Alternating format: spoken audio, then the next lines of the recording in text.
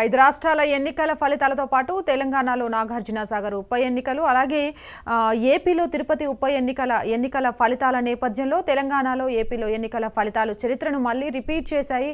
చరిత్ర చెప్పినట్టు అధికారంలో ఏ పార్టీ ఉంటే ఉప ఎన్నికల నేపథ్యంలో అదే పార్టీ గెలుపొందడం ఆనవాయితీగా వస్తుంది. అదే జరిగింది అంటూ ఇక్కడ తెలంగాణలో టీఆర్ఎస్ అభ్యర్థి నోముల బకత్ అలాగే అక్కడ ఏపీలో వైఎస్ఆర్సీపీ అభ్యర్థి కూడా గెలుపొందడం జరిగింది. ఇంకా 5 రాష్ట్రాల ఎన్నికలకు సంబంధించిన ఫలితాలు కూడా కొద్దిగా స్పష్టమవుతున్నాయి. ఏదైతే ఎగ్జిట్ పోల్స్ చెప్పాయో ఎగ్జిట్ పోల్స్ చెప్పినట్టుగా చాలా దగ్గర వరకు ఫలితాలు ఉన్నాయి. అయితే పశ్చిమ బెంగాల్కి సంబంధించి దీది మూడవసారి కూడా అక్కడ తృణమూల్ కాంగ్రెస్ అధికారంలోకి రాబోతున్న నేపథ్యంలో ఎక్కడి నుంచి అయితే దీది పోటీ చేసిందో ఆ నియోజకవర్గానికి సంబంధించి ఉత్కంఠ రేపుతూనే ఉంది. 16 రౌండ్లు పూర్తయ్యేసరికి కూడా 6 ఓట్ల ఆధిక్యంలో బీజేపీ అభ్యర్థి కొనసాగుతున్నాడు. ఇంకా 17వ రౌండ్ ఫలితాలను తేల్చనుంది. ఎవరి తలరాత ఏంటి, దీది గెలుస్తుందా లేదా అనేది 17వ రౌండ్లోనే తేలనుంది.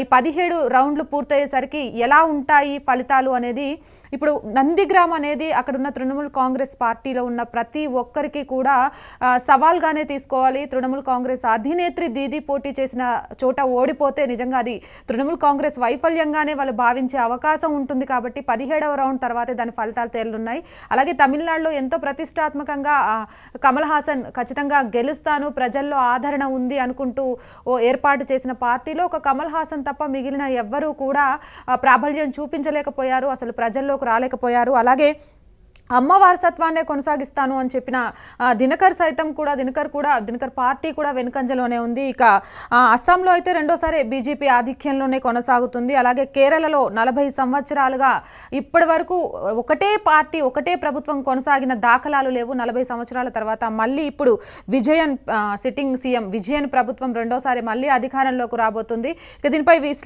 విశ్లేషించడానికి దీనిపై చర్చా వేదికలో పాల్గొనేందుకు బాలాగారు విశ్లేషకులు, అలాగే వీరేంద్ర బాబు గారు బీజేపీ అధికార ప్రతినిధి, అలాగే బ్రహ్మం చౌదరి గారు టీడీపీ అధికార ప్రతినిధి కూడా మనతో పాటు లైవ్ లో సిద్ధంగా ఉన్నారు.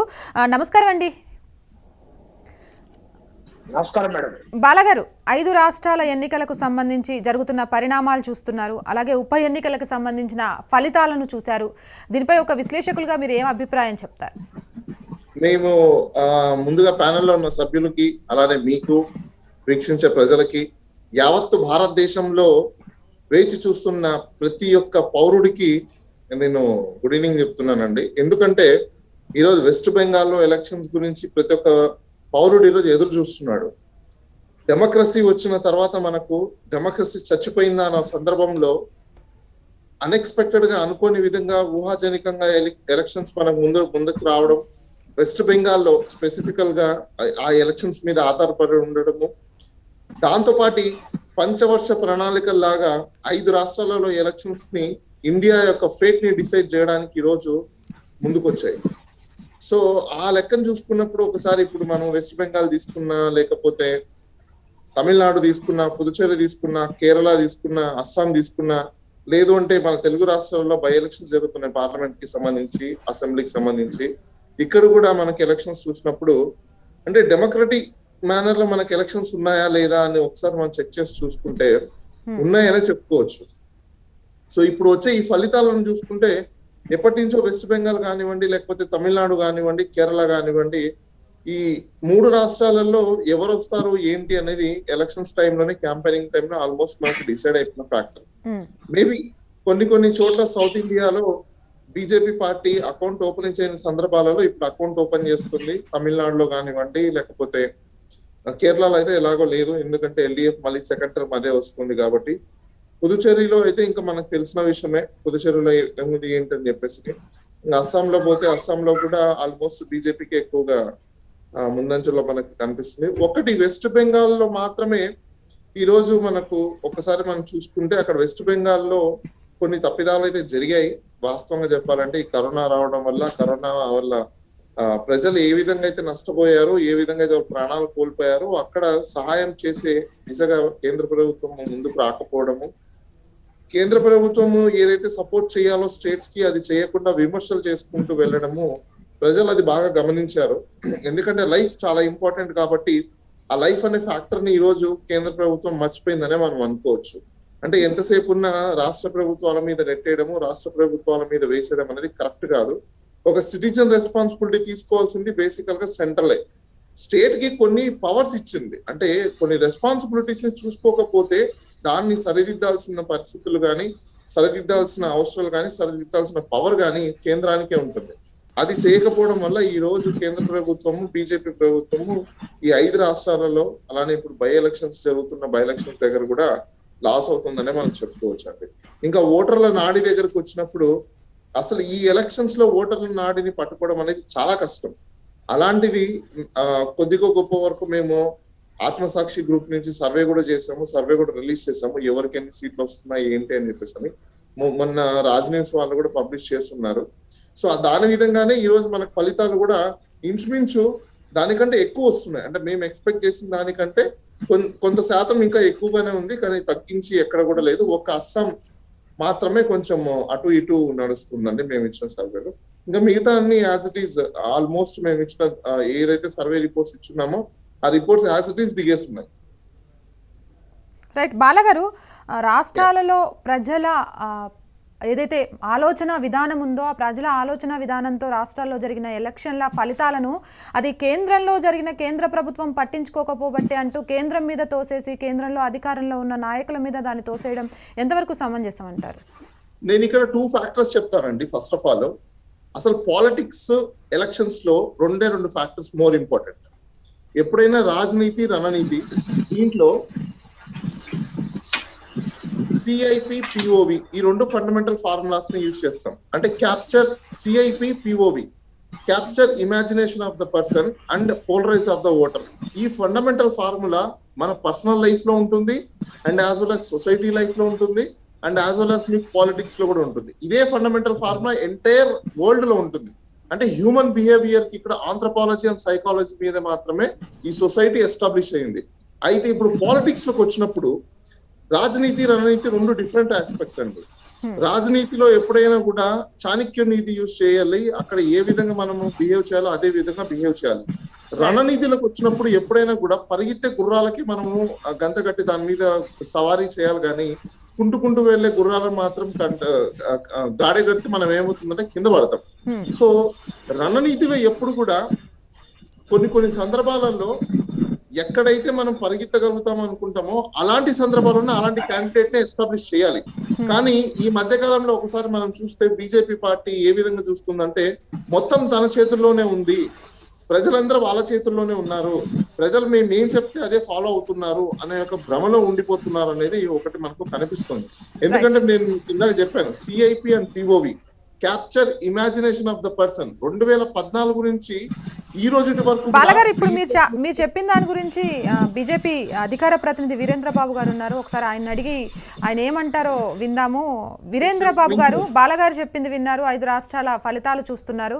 ఇవి చూసిన తర్వాత, ఆయన చెప్పింది విన్న తర్వాత మీరేం మాట్లాడాలనుకుంటున్నారు?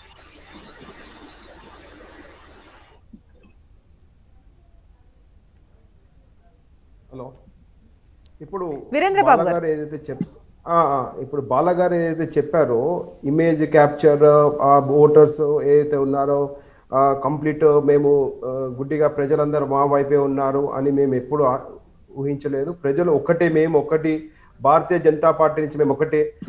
దేశానికి కావాల్సింది, ప్రజలకు కావాల్సింది, రాష్ట్రాలకు కావాల్సింది, దేశం గత 70 సంవత్సరాలుగా ఏ విధంగా ఉంది, 2014 తర్వాత దేశాన్ని ఏ విధంగా ముందరు తీసుకెళ్లాము, ప్రజలకి ఏ విధంగా దగ్గరయ్యాము, ప్రజలకు కావాల్సింది ఏ విధంగా ఇవ్వగలుగుతున్నాము, ఈ ఉద్దేశంతో మేము ప్రజలతో దగ్గర ఉన్నామే తప్ప ప్రజలు మా వెనుక ఉన్నారని ఎప్పుడు చూపిస్తారంటే, ప్రజలకి ఎక్కడైతే ఏ విధంగా మేము వాళ్ళకి దేశానికి ప్రజలకి కావాల్సింది అనేది మేము ఏ విధంగా ప్రణాళికలు చేస్తున్నామో అదే విధానంగా దానికి ప్రజలు కూడా మమ్మల్ని ఆశించి మాకు ఓట్లేస్తున్నారు.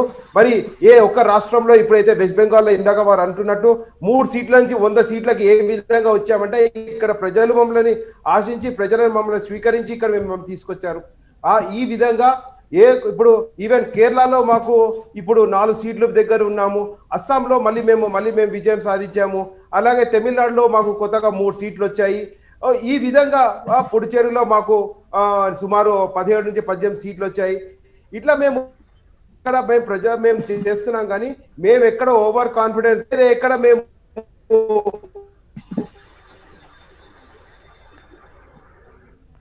రైట్, బ్రహ్మం చౌదరి గారు, హలో. మొత్తానికి 5 లక్షల మెజారిటీతో గెలుస్తాము అంటూ వైఎస్ఆర్సీపీ నాయకులు అలాగే అక్కడ మంత్రులు చెప్పడం కూడా చూసాము. వైఎస్ఆర్సీపీ విజయం అయితే సాధించింది, కానీ వారు అనుకున్నంత మెజారిటీతో విజయం అయితే అక్కడ సాధించలేకపోయింది. ఇక మొత్తానికి ఎన్నికల ఫలితాలకు సంబంధించి ఇటు ఏపీ కానివ్వండి, తెలంగాణ కానివ్వండి, అధికారంలో ఏ పార్టీ అయితే ఉందో ఆ వారి నాయకులు మాత్రమే అక్కడ గెలిచారు. మిగిలిన 5 రాష్ట్రాల ఎన్నికల ఫలితాలు కూడా ఎలా అయితే ఎగ్జిట్ పోల్స్లో చెప్పాయో యథాతథంగా కొంచెం అటు ఇటుగా కొనసాగుతూ వస్తున్నాయి. ఇక వీటన్నిటి గురించి ఏం చెప్తారు? ఇప్పుడు ముందుగా తిరుపతి ఎలక్షన్ చూసుకుంటే మేడం, ఎలక్షన్ వైఎస్ఆర్సీపీ పార్టీ కానీ తెలుగుదేశం పార్టీ కానీ కోరుకుంటున్నటువంటి ఎన్నికలు కాదు. ఒక వ్యక్తి మరణం ద్వారా వచ్చినటువంటి ఎన్నికలు. ఉప ఎన్నికలు కూడా రకరకాల కొన్ని ఎన్నికలు వచ్చేసరికి వ్యక్తులు చనిపోతే వస్తుంటాయి. కొన్ని విషయాల్లో తెలంగాణ చూసుకున్నప్పుడు గతంలో తెలంగాణ సెంటిమెంట్ కోసం, ఎమోషన్స్ కోసం వచ్చినటువంటి ఎన్నికలు. కానీ ఒక ఎన్నికలకి మరొక ఎన్నికలకి పొంతన ఉండదు, పోలిక ఉండదు. కానీ తిరుపతి విషయానికి వచ్చినప్పుడు మేడం, ముఖ్యమంత్రి గారు స్వయంగా అనేక సందర్భాల్లో తిరుపతి గురించి ప్రస్తావన వచ్చినా, లేకపోతే పెద్దిరెడ్డి గారు మాట్లాడినా, కొడాలి నాని మాట్లాడినా, నారాయణ స్వామి గారు మాట్లాడినా, వైవి సుబ్బారెడ్డి గారు మాట్లాడినా 5 లక్షలకు తక్కువ అసలు తిరుపతి ఎన్నికల్లో మెజారిటీ మాకు తగ్గదు. అసలు తెలుగుదేశం పార్టీ అక్కడ ఉంది. 16% పడిపోయింది స్థానిక సంస్థల ఎన్నికల్లో, 30% మున్సిపల్ ఎన్నికల్లో పడిపోయింది. తిరుపతికి వచ్చేసరికి డిపాజిట్ కూడా తక్కువ అని చెప్పేసి మరికొంతమంది అత్యుత్సాహాన్ని కూడా మాట్లాడినటువంటి సందర్భాలు అందరం కూడా చూసాం. కానీ ఈ రోజు 5 లక్షలు కాదు కదా, 2.5 లక్షలు కూడా ప్రశ్నార్థకం అవడంతో పాటు వాళ్ళకు వచ్చినటువంటి 2.5 లక్షల ఓట్ల మెజారిటీ కానీ, లేకపోతే 3 లక్షలు కానీ, 2 లక్షల పరిమితం కానీ, దాంట్లో మాత్రం 50% పైగా దొంగ ఓట్లు వేశారు అన్నది ఆ రోజు అన్ని పత్రికల్లో, అన్ని మీడియాల్లో కూడా మనం చూసినటువంటి విషయం వాస్తవమా కాదా అన్నది ప్రజలందరూ కూడా చర్చించుకున్నారు. మరొక విషయానికి వస్తే తెలుగుదేశం పార్టీ లేదు అన్నా, లేకపోతే వాళ్ళకి 5 లక్షల మెజారిటీ వస్తుంది అనుకున్నా, లేకుంటే మేము అభివృద్ధి చేశాము, సంక్షేమం చేశామని చెప్పేసి వాళ్ళకి అన్ని ఉంటే దొంగ ఓట్లు వేయాల్సినటువంటి అవసరం వచ్చేది కాదు అన్నది ఆ పార్లమెంట్ లో ఉన్నటువంటి అన్ని రాజకీయ పార్టీల వ్యక్తులు కూడా చర్చించుకున్నారు. అన్నింటికి మించి వాళ్ళు వాలంటీర్ వ్యవస్థ కానీ, లేకపోతే వాళ్ళ మంత్రులు కానీ, శాసనసభ్యులు కానీ, శాసనమండలి సభ్యులు కానీ, పోలీస్ వ్యవస్థ, అదే విధంగా డబ్బులు కానీ, మద్యం కానీ, రెవెన్యూ వ్యవస్థని, ఇన్ని వ్యవస్థల్ని ఒక అధికార పార్టీ మోహరిస్తే వాళ్ళకి దొంగ ఓట్లు వేసుకుంటే వాళ్ళకి ఇప్పుడు 2,31,100 మెజార్టీ చెప్తా ఉన్నాను. ఈ రోజు క్రిస్టల్ క్లియర్ గా 2019 ఎన్నికల్లో మనం తిరుపతి పార్లమెంట్ లో చూసుకుంటే మేడం, తొందరగా ఫినిష్ చేస్తాను, 13,16,000 ఓట్లు పోలైనవి. 2021 చూసుకుంటే మేడం కేవలం 11 లక్షల ఓట్లు మాత్రమే పోలైంది. 2,16,000 ఓట్లు పోయినసారి ఎంపీ ఎన్నికలకి మొన్న ఉప ఎన్నికకి వ్యత్యాసం ఉంది మేడం. అవన్నీ కూడా తెలుగుదేశం పార్టీకి సానుకూలంగా ఉండేటువంటి ఓట్లు అన్నది అందరికి కూడా తెలిసినటువంటి విషయమే మేడం. మరి వీళ్ళకి రావాల్సినటువంటి 5 లక్షల మెజారిటీ ఎటుపోయింది, 5 లక్షల మెజారిటీ రాకపోతే రాజీనామా చేస్తానటువంటి ఒక పెద్ద మనిషి ఎటుపోయాడు, మంత్రులు ఎందుకు మాట్లాడట్లేదు అన్నది తెలుగుదేశం పార్టీ సూటిగా ప్రశ్నిస్తా ఉంది మేడం. దేశానికి వచ్చేసరికి మేడం, మమతా బెనర్జీ గారు స్థానికంగా ఉన్నటువంటి సమస్యల విషయమో, తను కేంద్ర ప్రభుత్వం మీద పోరాటం చేసిన విషయమే కావచ్చు, లేకపోతే 10 సంవత్సరాల పాటు మరి అధికారం లేకపోయినప్పుడు కూడా పార్టీని అడ్డుపెట్టుకొని మరి మంచి నాయకత్వాన్ని ఇచ్చి మరి వాళ్ళ పార్టీ కార్యకర్తల్ని పార్టీని పటిష్టపరచుకొని సీట్లు ఇచ్చుకునే విషయం వరకు కూడా స్టాలిన్ గారు ఒక చిత్రత కానీ తన తెలివితేటలతో ముందుకెళ్ళడం జరిగింది. ప్రశాంత్ కిషోర్ గారు కూడా అక్కడ మమతా బెనర్జీ గారు కానీ ఇక్కడ స్టాలిన్ కానీ తన స్ట్రాటజీ కూడా ఈ రోజున సక్సెస్ అయింది అన్నది ఈ 2 రాష్ట్రాల్లో చూసాం. అదేవిధంగా తిరుపతిలో వచ్చేసరికి కూడా అధికార పార్టీ కలలుగా 5 లక్షల మెజార్టీ వస్తుంది, ఒక నియోజకవర్గం 70,000 వస్తుంది. కానీ తిరుపతికి వచ్చేసరికి కేవలం 22,000 ఓట్ల మెజార్టీ మాత్రమే వచ్చింది. ఆ రోజులో తిరుపతిలో వాళ్ళు బస్సులు వేసుకొని వచ్చి అసలు నిజమైనటువంటి ఓటర్లు ఓటు పెట్టే వరకు కూడా వచ్చి చూసుకుంటే అప్పటికే మీ ఓటు వేసేశారు అని చెప్పేసి ఎప్పుడైతే నిజమైనటువంటి ఎన్నికల అధికారులు చెప్పడం జరిగిందో. బ్రహ్మం చౌదరి గారు, ఒక్క నిమిషం అండి. పశ్చిమ బెంగాల్లో అందరూ ఎంతో ఉత్కంఠగా ఎదురు చూసిన నందిగ్రామ్ ఫలితాలు వెలువడ్డాయి. 16వ రౌండ్ వరకు కూడా 6 ఓట్ల ఆధిక్యంలో బీజేపీ కొనసాగినప్పటికీ 17వ రౌండ్లో ఓట్ల లెక్కింపు తర్వాత సువెందుపై 1,200 ఓట్ల మెజారిటీతో మమత గెలుపొందారు. ప్రతి రౌండ్ కూడా టెన్షన్ గానే నందిగ్రామ్ ఫలితాలు జరిగాయి. ఎవరు గెలుస్తారు అనే దానిపై ఎటువంటి నిర్ణయాలు తీసుకోలేకుండా ప్రతి ఒక్కరు కూడా పశ్చిమ బెంగాల్ అనగానే నందిగ్రామ్ వైపే అందరూ చూశారు. రౌండ్ కు కూడా ఫలితాలు తారుమారయ్యాయి. చివరికి 17వ రౌండ్లో 16 రౌండ్ కూడా బీజేపీ 6 ఓట్ల మెజారిటీతో ముందున్నప్పటికీ 17వ రౌండ్ ఏదైతే చివరి రౌండ్లో ఉందో దాంట్లో మాత్రం నందిగ్రామ్కి సంబంధించిన పూర్తి ఫలితం వెలువడింది. మమత 1200 ఓట్ల మెజారిటీతో గెలుపొందారు. చివరికి నువ్వా నీనా అన్నట్టు సాగిన కౌంటింగ్లో దీదీ విజయం సాధించారు 1200 ఓట్ల మెజారిటీతో. ఇక దీనికి సంబంధించి మరింత సమాచారాన్ని అందించడానికి నరేష్ మా సీనియర్ కరెస్పాండెంట్ లైన్లో ఉన్నారు. నరేష్, చెప్పండి, మొత్తానికి నందిగ్రామ్లో మమత గెలిచారు 1200 ఓట్ల మెజారిటీతో. దీని గురించి మీ అభిప్రాయం, అలాగే దీని గురించి ఎలా విశ్లేషిస్తారో చెప్పండి. మమత నందిగ్రామ్ లో జరిగిన ఉత్కంఠ పోరులో మమతా బెనర్జీ ఎట్టకేలకు గెలిచారు. మొత్తం 17 రౌండ్లు అయితే 16 రౌండ్ల వరకు కూడా బీజేపీ అభ్యర్థి సువేందు అధికారి గట్టి పోటీనిచ్చారు. 16 రౌండ్ల వరకు ప్రతి రౌండ్ లో సువేందు అధికారి మెజారిటీ సాధించారు.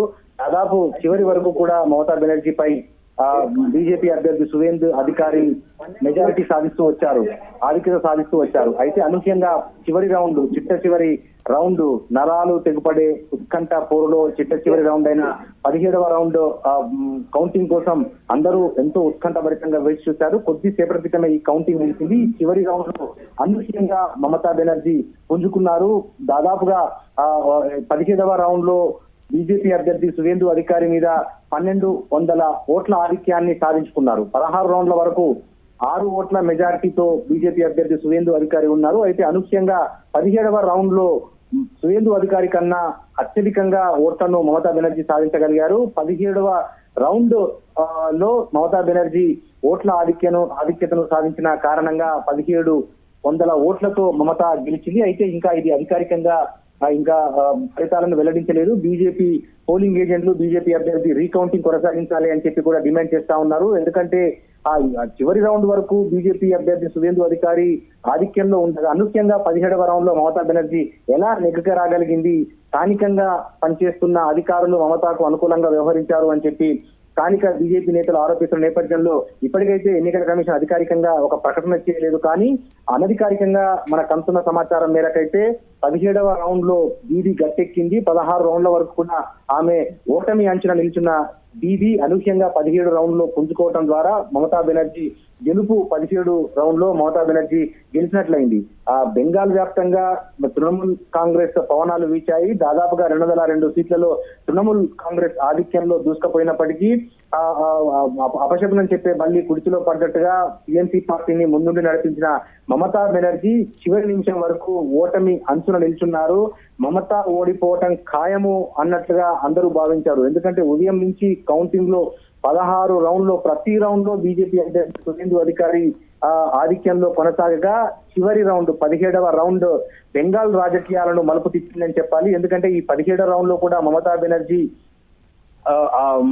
బెనర్జీ వెనకంజలో ఉండి బీజేపీ అభ్యర్థి సువేందు అధికారి 17వ రౌండ్ లో కూడా మెజారిటీ సాధించే పక్షంలో మమతా బెనర్జీ ఓటమి పాలయ్యేది. మమతా బెనర్జీ ఓటమి పాలైతే ఆ పార్టీ అధినేత్రి దాని తర్వాత సిట్టింగ్ సీఎం గా ఉన్న మమతా బెనర్జీ ఓటమి పాలైతే తృణమూల్ కాంగ్రెస్ ఇప్పటికే ఎన్నో వర్గాలు ఉన్నాయి. తృణమూల్ కాంగ్రెస్ లో ఆ పార్టీ ముఖ్యమంత్రి పదవి కోసం చీలికలు అయ్యేది. ఈ నేపథ్యంలో 17వ రౌండ్ బెంగాల్ రాజకీయాలను మార్చిందని మనం చెప్పాలి. ఇది కేవలం మమతా బెనర్జీ గెలుపునే కాకుండా తృణమూల్ రాజకీయ భవిష్యత్తును కూడా ఈ 17వ రౌండ్ నిలబెట్టిందని మనం చెప్పాలి. ఏది ఏమైనప్పటికీ ఉత్కంఠభరితంగా సాగిన పోరులో ఎట్టకేలకు మమతా బెనర్జీ గట్టెక్కిందని మనం చెప్పాలి. 1200 ఓట్ల ఆధిక్యంతో బీజేపీ అభ్యర్థి సువేందు అధికారి మీద ఆమె గెలిచింది.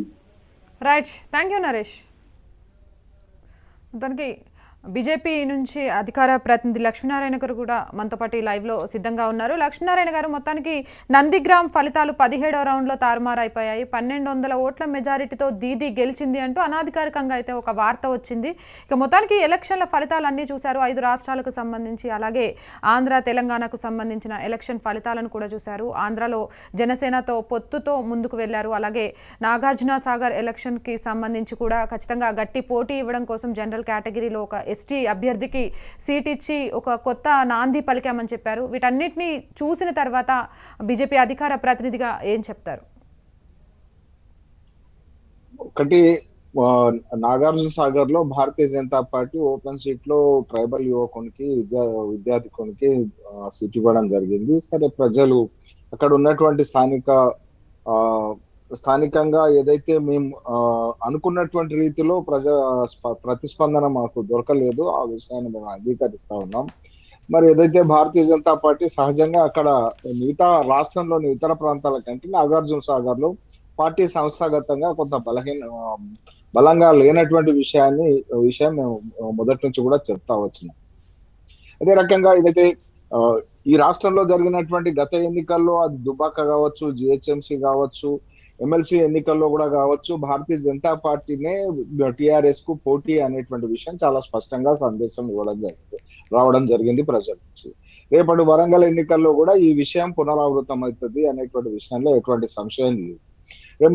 ఇకపోతే ఏదైతే బెంగాల్ కు సంబంధించినటువంటి ఎన్నికల్లో భారతీయ జనతా పార్టీ 3 స్థానాల నుంచి ఇవాళ ఈ ప్రస్థానానికి చేరుకున్నది. భారతీయ జనతా పార్టీ ఒక లక్ష్యంగా ఈ బెంగాల్లో జరుగుతున్నటువంటి అరాచకాలకు బెంగాల్ ఏదైతే కీలకమైనటువంటి స్థానంలో ఈ దేశానికి ఈశాన్యంలో ఉన్నటువంటి కీలకమైనటువంటి రాష్ట్రంగా, ఇన్ఫిల్ట్రేట్స్ అధికంగా ఉన్నటువంటి రాష్ట్రంగా భారతీయ జనతా పార్టీ ఆ రాష్ట్రంలో అధికారంలో రావడం అనేటువంటిది అది ఈ దేశానికి సంబంధించినటువంటి సమగ్రతకు సంబంధించినటువంటి అంశం. ఆ రకమైనటువంటి లక్ష్యం సాధన అనేటువంటి కోసం భారతీయ జనతా పార్టీ యావత్ శక్తిని కేంద్రీకరించింది. అటువంటి పరిస్థితుల్లో ఆయన అక్కడ ఉన్నటువంటి స్థితుల్లో ఈ యొక్క బెదిరింపు రాజకీయాలు కావచ్చు, ఇతరత్ర మరి గతంలో అనేక మందిని హత్య చేసినటువంటి పరిస్థితులు కావచ్చు, వీటన్నిటి నుంచి దాటి ఇంకా ప్రజలు రావాల్సినటువంటి అవసరం ఉంది. మేము మేము ఆశించినటువంటి ఫలితాన్ని మేము అందుకోలేదు, దాన్ని అంగీకరిస్తా ఉన్నాం. కానీ ఏదైతే ఇవాళ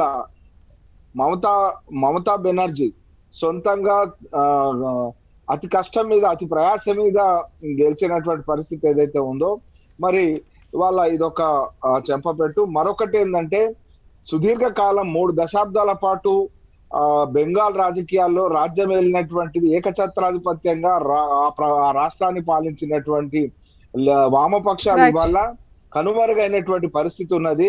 కాంగ్రెస్ అనేటువంటిది జాతీయ పక్షం ఇప్పుడు మిగతా ఉత్తరప్రదేశ్, బీహార్ తదితర రాజకీయ రాష్ట్రాల కంటే కూడా మరింత కోలుకోలేనటువంటి రీతిలో కాంగ్రెస్ కనుమరుగవుతున్నటువంటి పరిస్థితి బెంగాల్లో కనపడతా ఉన్నది. రాబోయేటువంటి రోజుల్లో భారతీయ జనతా పార్టీ వర్సెస్ తృణమూల్ కాంగ్రెస్ అయ్యేటువంటి పరిస్థితి ఉంది. భారతీయ జనతా పార్టీ ఒక బలమైనటువంటి ప్రతిపక్షంగా ఇవాళ ప్రజలు తీర్పిచ్చారు. ఆ బలమైనటువంటి ప్రతిపక్షంగా అక్కడ రాష్ట్రంలో పాత్ర నిర్వహిస్తారు. రైట్, థ్యాంక్ యూ అండి.